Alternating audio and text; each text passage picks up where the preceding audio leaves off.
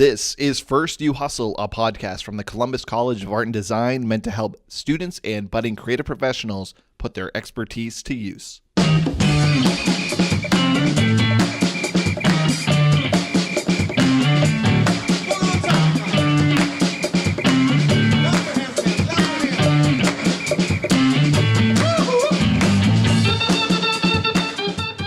I'm Jordan Bell. Today we're talking about getting things started, that creative idea in your head or creative service you want to bring to market.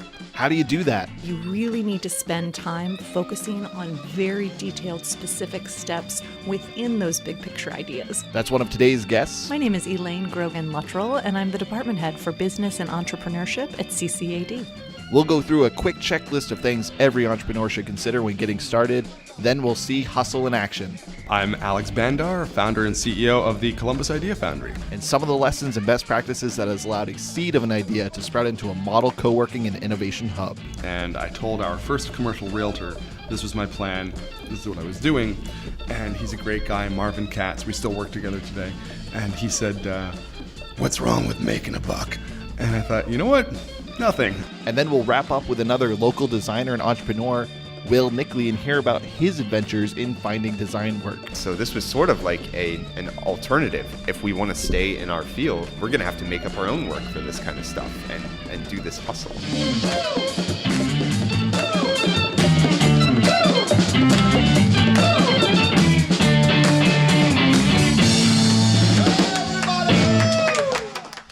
Welcome back to another episode of First You Hustle. Before we get into today's topic, a little housekeeping.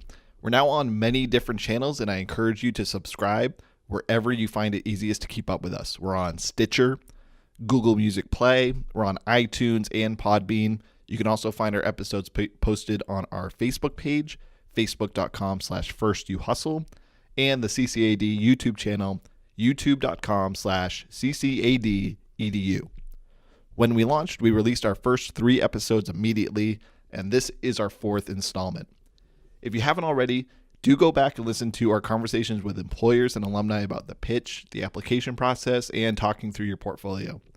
Questions or comments are always welcome, and you can use our Facebook page to send us a message. We have a packed show for you today. 3 guests are going to attempt to maybe kind of think about possibly scratching the surface on entrepreneurship, freelancing, or any other situation where you are essentially being employed by you. This topic can, and in some places is, an entire degree that you can get, an entire series of lectures or workshops all of its own, or at a bare minimum, it is at least a topic that requires more time than this single episode. Listen in, think about how you can get started implementing your creative ideas and ambition, and then use your network, the career services office, classes available to you, and all of the many resources at your fingertips to drill down even deeper.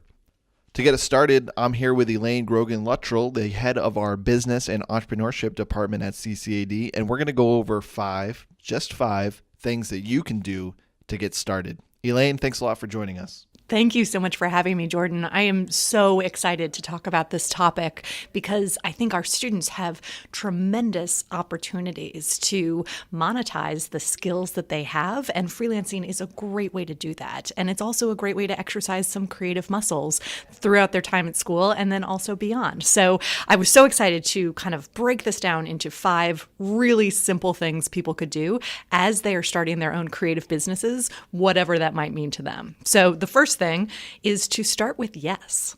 I think sometimes we get so worried about knowing exactly what we want to do, we forget that at the beginning of starting a business or any kind of creative endeavor, you want to just say yes to a lot of different things. That means going to the different networking events, maybe exploring potential opportunities with clients or other people you meet. Now, it also means that not everything is going to be a really good fit, but early on, especially as you're growing your business, your default answer should be yes while you figure out exactly what it is that you like to do and you want to do more of. And that's actually the number 2 tip, to be really, really clear about what you do and what you don't do. And sometimes it's easy to get distracted because sometimes opportunities present themselves and they're not exactly what we want to do. But if there's money attached, sometimes we just go ahead and say yes to them, especially early on. If you're not completely certain, it's not something you want to do. But as you continue to grow and evolve your business, it's really important that you become very clear on specifically what you like to do, what you want to do, and what you don't want to do. So that means if you're an illustrator, right, then you can illustrate editorial cartoons. Someone can ask you to do some roughs for a logo. Someone might ask you to do some medical textbook illustrations, right? And early on, you might say yes to lots of the different freelance gigs that fall into those kind of categories. But you might realize you hate doing medical illustrations and it's the worst thing ever and the editor is horrible to work with and you never want to do that again. And that's okay, right? So you become really clear on what you do and what you don't do in a freelance context. And is there some sort of listening to the market there where if the things that you ideally do want to do, you just can't monetize and you're not able to find any opportunities where you can say yes, then you should maybe lean back on the things that are saying yes? So does that affect how you maybe workshop what it is you're offering? Yes, absolutely. And the students who have taken my class know that I call exactly what you just described a portfolio career. So the idea that you can do a lot of different things, and sometimes those things are exactly what you want to do, and they're the most fulfilling thing ever. And that's your starring role in a portfolio career. But you can also have a lot of different ways to monetize your creativity with things that are not directly associated with your starring role, but maybe they make use of some of the same skills. Those are supporting cast roles, and they're really effective to give your starring role some room to breathe so that you can wait to let those relationships kind of evolve organically, because it takes a long time sometimes to monetize exactly what you want to do or to build a following or to kind of develop those client relationships. So if you can do something related to your starring role, but not exactly the same thing, that can give your starring role some room to breathe. And then the third category, of course, is production assistance work. But that's the work that's temporary, repeatable, and stable. And that's not part of your freelance career necessarily. That's your day job. We want to focus on the other stuff. Great. So say yes, but also be true to what you want to do. What's number 3? Number 3 is to get specific and then even more specific. A lot of times when I'm working with students, sometimes they'll have kind of big picture ideas of what they want to do. And then they might have an idea like, I need to form an LLC, or I need to update my website, or I need to post more on social media, right? All of those things are maybe true, maybe things you should be thinking about doing. But in order to be successful as a freelancer, you need to get very, very specific. What does it mean to form an LLC? Which form do you have to fill out with the state of Ohio? How do you have articles of organization? Is the name you want to use available, right? All of those things are kind of sub-steps within this idea that I want to form an LLC or something like that. And the same is true on social media. How often are you going to post on social media? What's the target audience? Are you going to be engaging with others or promoting posts and scheduling posts out, right? It's great to have these big picture ideas about the things you need to do when it comes to marketing and protecting yourself and managing your cash and all the other aspects of running a business. But you really need to spend time focusing on very detailed, specific steps within those big picture ideas. And that's an area where I see a lot of creative people really suffer, because it's hard to get to that level of specificity and detail, especially if some of the vocabulary is unfamiliar to you, or you're not entirely sure what this thing might be or how much time and energy you want to invest in it. And is there a signal that it might be a good time to do some legal things like LLCing? Is that a dollar amount or a client load amount? What's the signal that like, oh, this is now getting to the point that it needs to be formalized as a business? Yeah, that's a great question.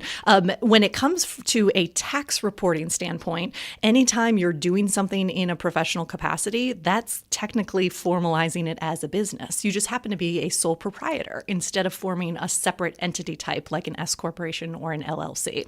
And I wish there were a magic rule that at a certain dollar threshold, you would need to form something.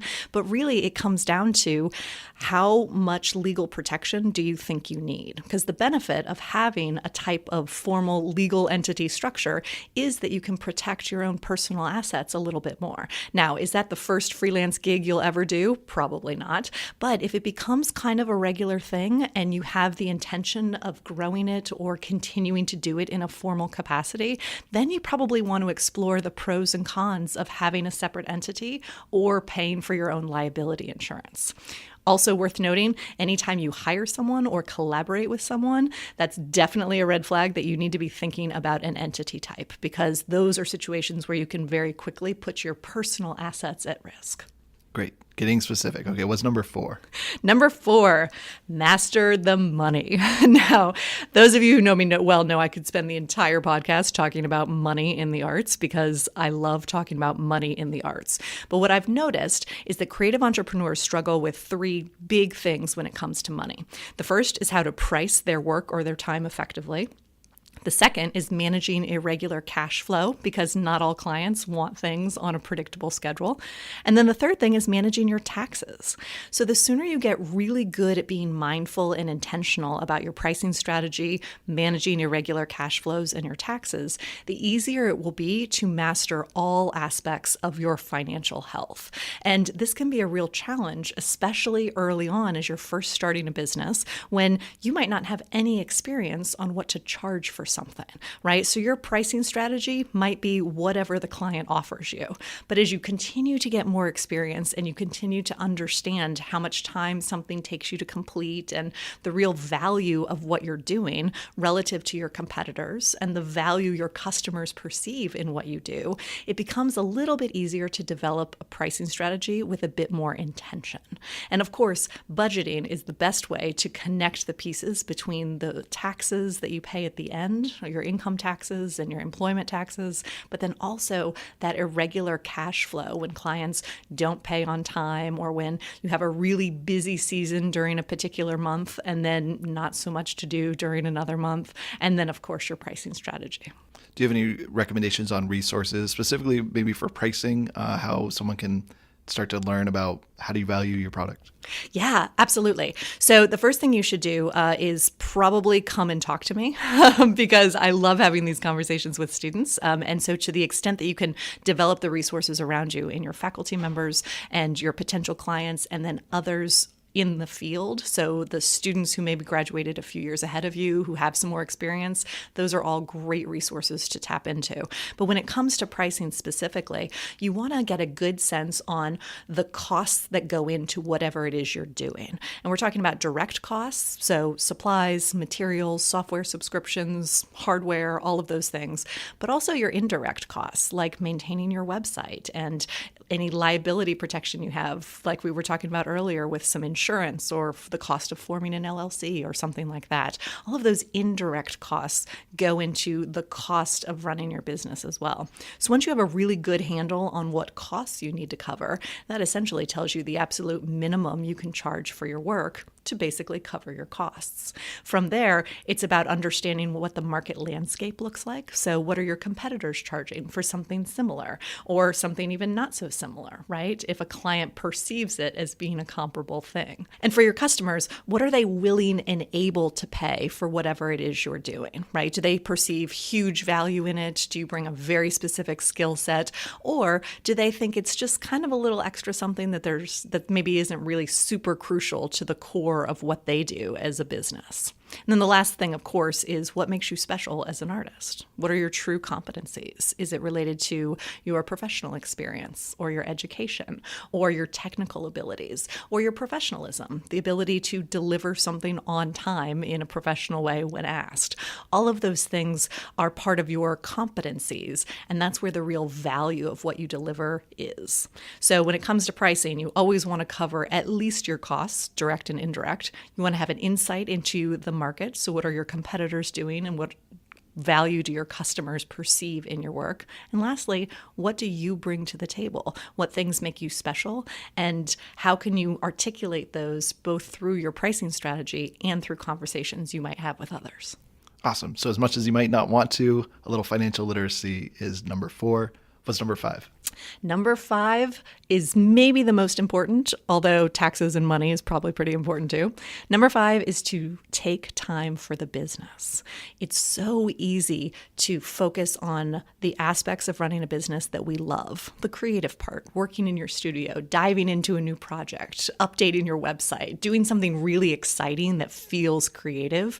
But it is just as important to dedicate some time every single week to maintaining the administrative tasks that go along with running a business as well. And these are things that are not nearly as exciting as working in your studio, but they're just as important. Are you updating your financial records? Are you making sure to follow up with clients? Have you billed your clients for work that you've performed? If they haven't paid, have you followed up with them? Are you scheduling out social media posts? Are you updating your website and maintaining your artist statement or your CV? What are all those administrative things you're doing on a regular basis, and making sure that you commit time to doing them every single week means you won't fall behind on any of them. And some of these things, are they things you can plan ahead before you hit the ground running, or is most of it you got to kind of build the plane as you're flying it, as they say? Yeah, a little bit of both. Definitely when it comes to running a creative business, there is a little bit of building the plane as you're flying it, right? Because you're learning so much with everything you say yes to, and with every new project, and with every new thing you learn. But you can build some of these things in advance. You probably have kind of a big picture idea of what you do and don't like to do. And you probably have a pretty good handle on your time and your calendar. So you can dedicate a few hours every single week to the administrative side of your business. And that's when you can start thinking about these things and updating those plans and sort of filling in the details of that big picture business strategy to an actually specific executable business plan. Great. So now we got 5 tips if someone's thinking about starting a business for themselves, going out freelancing. This is the place to start. And now they know where they can go and get a little bit more information on that. We are so lucky to live in Columbus, which is a city that is full of resources for entrepreneurs. Certainly, if you have sort of a technology interest, Rev1 Ventures is a great place to go for some startup resources. Wild Goose Creative has a Business of Art series the first or second Monday of every month that's tremendous. It's a great place to go for some business basics and also to meet other artists who might be doing something similar. ECDI and Social Ventures are both local groups that serve emerging creative entrepreneurs. And of course, the Small Business Administration is a wonderful place to go for some basic resources as well. So all of those places can be starting points. Now, not everything you read will apply perfectly to you, but if you can get a little bit of basic information from a variety of sources, you can figure out what does and doesn't apply to your own reality. Thanks a lot for joining us. My pleasure. Thank you so much for having me.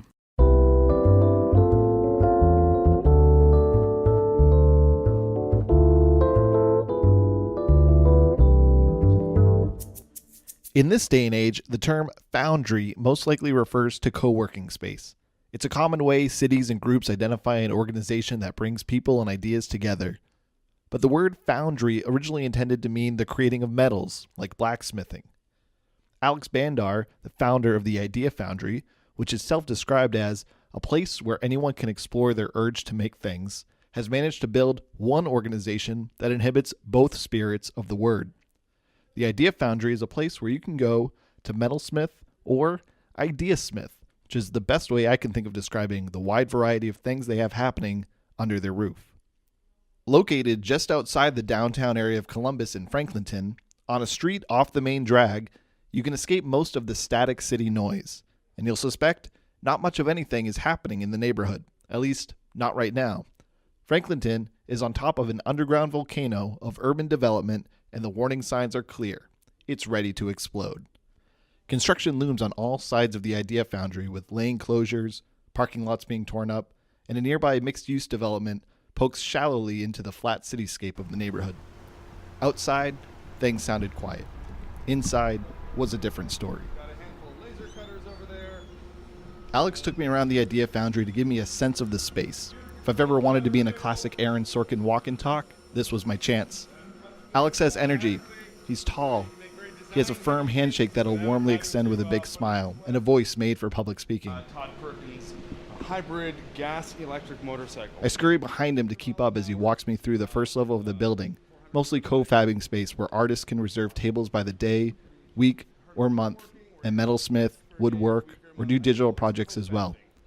Going from the shop space, we duck into a classroom with digital design equipment, down a hallway with offices, we're briefly outside, and then it's up to the next level. There are long benches and tables that are filled with people and their laptops. It's unclear whether they are working together or independently, but either way, they are definitely co-working, out in the open, next to a stage area which will later host a fashion show that night. Around the corner, 2 caterers wait outside a boardroom seminar-type space where currently the dress code is all business. In each nook is a station and likely a person, whether there for co-working or metalworking, woodworking, 3D printing, creating video games. There's even a space to leash your dog while you grab your coffee in the cafe. The place is busy. It's diverse with ideas, spaces, and equipment, the common element being the drive and energy to create. From the outside, tall grass pokes through the concrete, and you don't have to wait long to cross the street.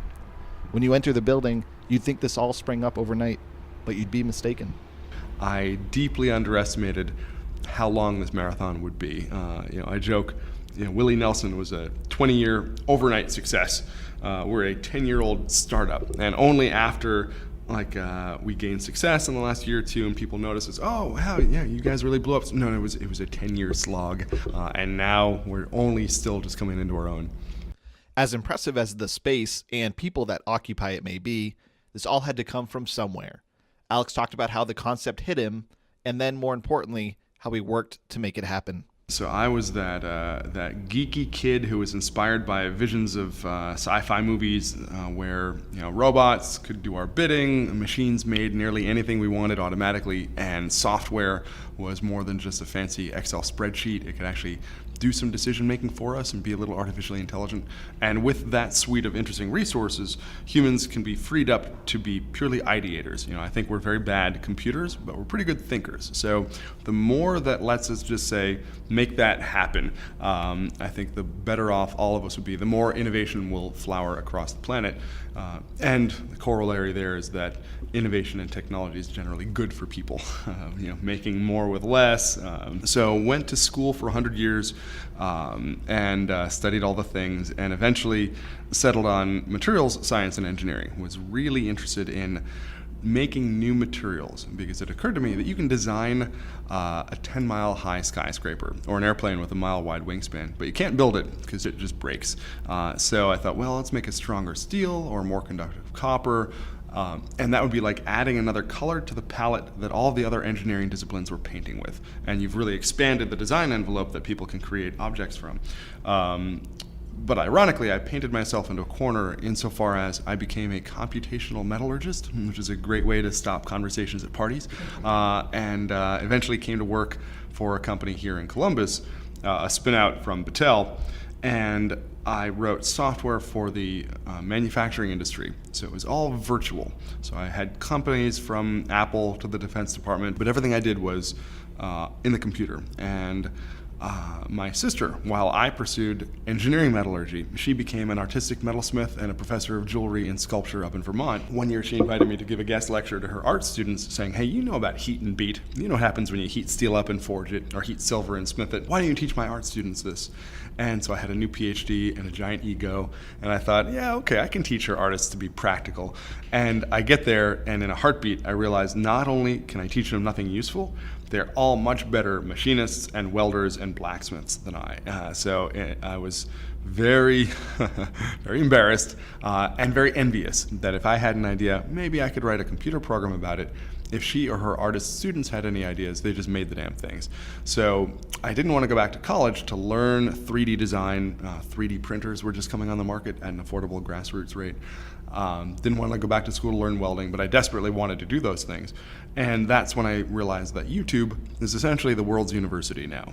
You can learn nearly anything from art history to artificial intelligence, all for free, legally. And open source design software meant you can design things legally for free.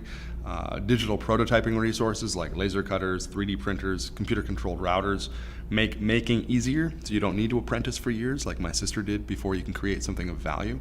And crowdfunding means that if you've got a camera on your cell phone, a halfway decent sense of humor, and a good idea, you can pitch a 3-minute video to the world, and the world will reward you. This has been a very heartening reality to know that a good idea actually can gain traction if you get the word out.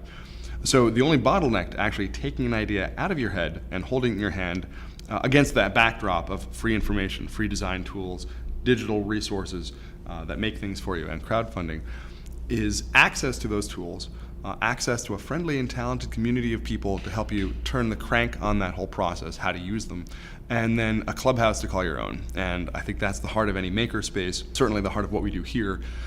So I rented a small garage, made a website, threw some tools in, and threw the door open. And I missed the mark initially on what people wanted. I didn't do what a conventional business person does. I didn't do a market research study. I didn't write a business plan, but did attract a host of folks who wanted to make things, and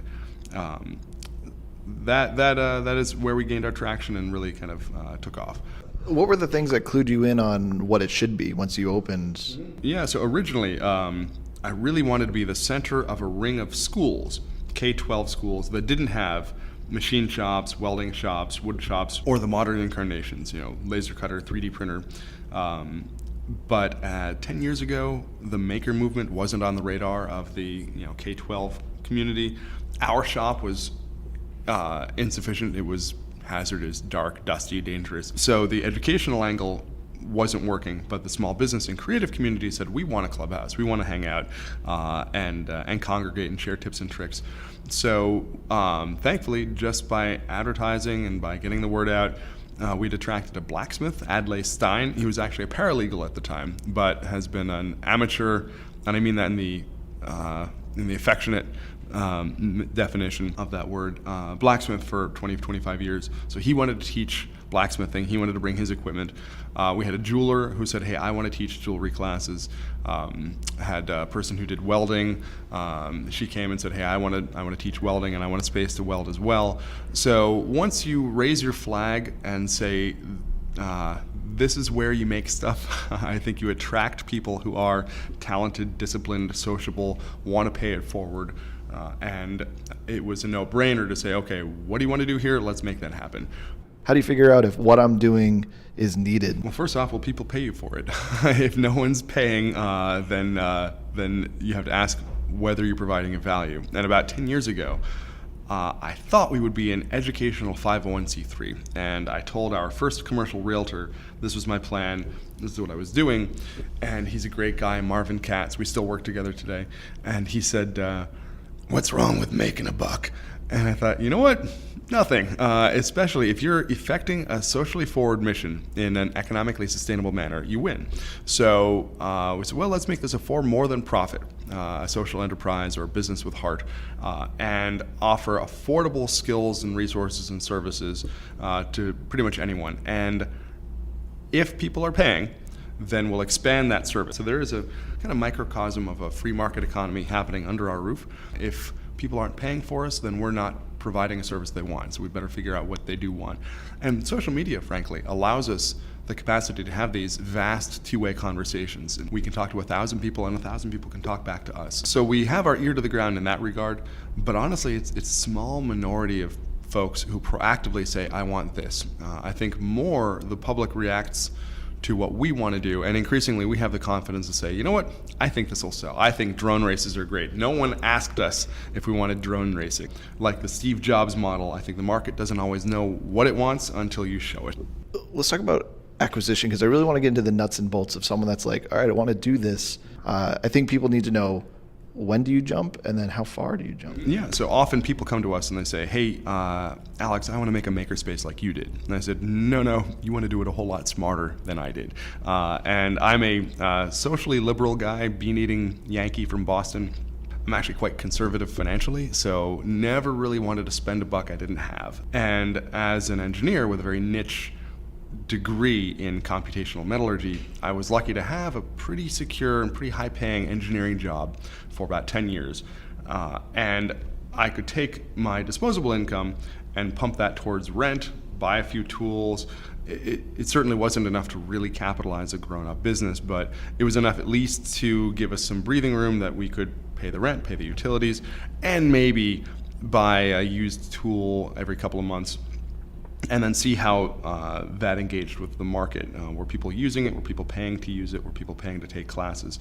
So we grew very incrementally, and only when I knew there were people who wanted to use a new resource, then we would buy it. And sometimes we would do our own micro crowdfunding campaigns. So if we wanted an expensive plasma cutter, which is a way to cut steel or metals with superheated air, a new one was about $2,000. And so I asked all of our community, and maybe we had 60 or 70 members at the time. So would anyone pay me $100 for 10 hours of use on this? And once 20 people said yes, and we bought it. So, and they effectively prepaid the use of the tool. So that's a very slow and conservative way to do it. And if you aren't capitalized, if you don't have a big investment chunk or a big loan, or money saved up, I do recommend that's a safe way to go, because you have time to pivot if things aren't working out. What we provide for our members is a low barrier to access and entry, insofar as if someone wants to create a business where they're making really special pens out of metal and resin, which is what Chris Cannon of Cannon Pens does, he didn't have to buy all of his own vacuum equipment, casting equipment, metal cutting equipment. He could use ours for a low monthly membership fee. So we do represent a kind of distributed, shared investment of capital. So we have maybe 400, 500K worth of equipment that we rent out for about $100 a month. So that's an easy way for someone to come in, see if they can make a few products, see if they can sell them, and then once they have a market base, once they have a product, once they have a business, then they can decide, okay, now I'm comfortable taking a loan out for $50K over 4 years to buy my own laser cutter, to do my own engraving or things like that. And we've seen this happen. 3 or 4 different people have bought their own multi-tens of $1,000 laser cutters after using ours for a couple of years. And as a result, one of the laser cutter companies, Trotec, gave us a big discount on ours because they said, hey, we appreciate the good word you're spreading and evangelizing this culture of kind of democratized entrepreneurship. Who were some of the people that you turned to early on to help you get going? That's a good question. This was an entirely grassroots, bootstrapped organization. By that I mean I started it, sought out friends, volunteers, and members. Quickly, about 20 to 30 core people showed up within the first 3-6 months of advertising on Craigslist. And those folks really, it became a kind of social club as well as a burgeoning business and a community workshop. So gotta say, it was our community of volunteers and members for 6, 7, 8 years. And then thankfully about 5 years back, we met Casey McCarty and Matt Hatcher, who came on as volunteers, but quickly distinguished themselves way above and beyond what any person would rationally volunteer.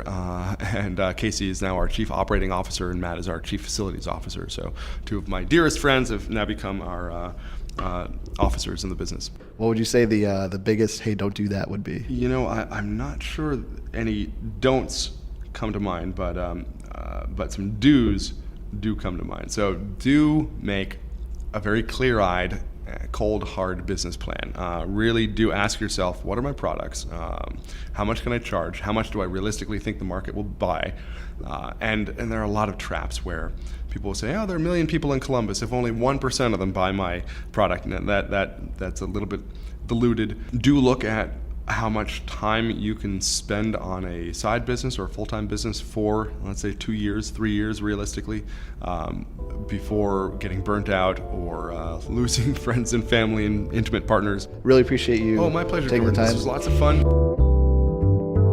Along the tour Alex gave before our conversation, I met Will Nickley, a member of the Idea Foundry. We sat down to discuss how he utilizes the organization and how his career path has unfolded over the past decade.